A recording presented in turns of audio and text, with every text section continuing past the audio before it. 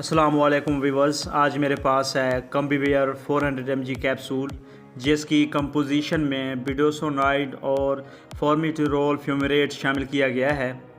कम्बीवेयर 400 mg capsule की अगर uses की बात की जाए तो इसका इस्तेमाल अडल्ट्स यानी बड़ों में होने वाली दमा की बीमारी को ट्रीट करने, दमा वाली खांसी, सांस की तंगी और मौसमी एलर्जी की वजह से सांस लेने में दुश्वारी के लिए बहुत इफ़ेक्टिव है। व्यूअर्स, एक चीज़ नोट कर लें कि ये कैप्सूल खाने के लिए नहीं हैं, बल्कि सिर्फ बाजरिया रोटाहेलर मशीन या DPI डिवाइस यानी रेस्पोमेटिक मशीन के ज़रिए इस्तेमाल करने के लिए हैं।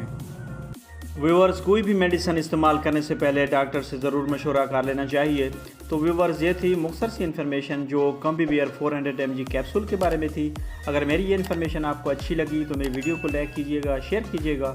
Thanks for watching. अल्लाह हाफिज़।